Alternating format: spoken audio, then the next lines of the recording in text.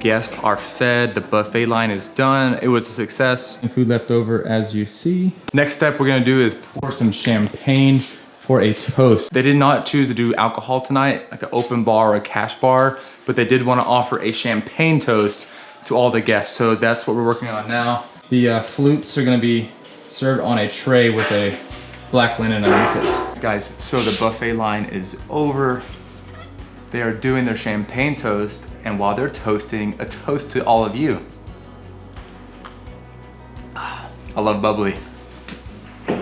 Terry is out there. Basically what we're gonna do now is take all of the buffet line, convert that into a cake bar.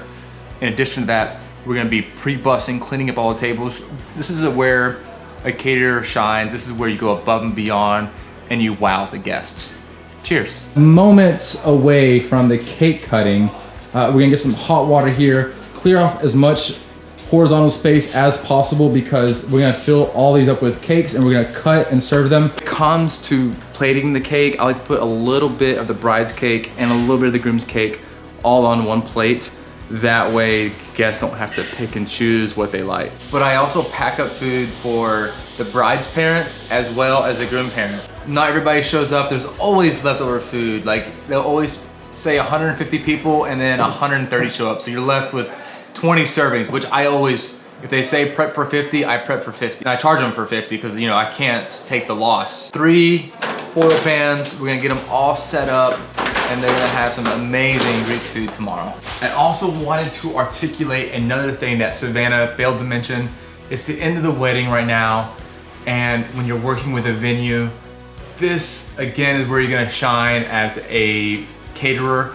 You wanna leave the place as cleaner than you found it. So scrub down everything, clean everything down. Yeah, they have their own cleaning crew, but like you wanna wow the venue coordinator. I always like to take the venue coordinator and actually have them do a walkthrough with me and give me their stamp of approval. And when they see the work that I've done and left it spotless, they're like, wow. Because they have an event the next day, and if the place is a wreck, if it's trashed out, they're gonna be upset. They're not gonna wanna do business with you anymore. No one wants to clean up after a long day of working. Let me cater the wedding. Oh my gosh, y'all did great. It was so wonderful. The food was great. You were so helpful in helping us get our linens and all our stuff. Everybody was more than pleased. We had a wonderful, wonderful time. I wanted to really dive deep into what it takes to cater a wedding. I wanted to give you guys all the pro tips. I wanted to give you all of my knowledge that I have learned over the past 7 years and like infuse it into you. That way, when you go out there and you're on your first gig, like it's a seamless process. I've been doing this for 7 years and I have so much experience under my belt and I'm still young and I'm still hungry. For me, like going out and catering a wedding, catering anything, whether it's 100 people or 1,000 people, like you line them up, I knock them down. And everybody's gonna walk away so happy, so impressed, so pleased with the food, the quality of service, and everything in between. If I missed anything at all in the video, if I didn't elaborate on anything, please leave a comment below. I wanna answer your question. If it's your first time here, consider subscribing. I am all about the restaurant biz, all about food service, and I try to make it fun. So even if you're not like into the food business or the restaurant business, you can still have a great time hanging out with me. I'm signing off, going home, going to bed.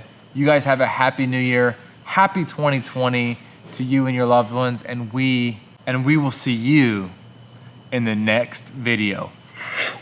I've been around the block a few times, but I cannot contest. I've had my heart apart more times than I wanna confess. Do you wanna tell me one thing? Don't you have something to say?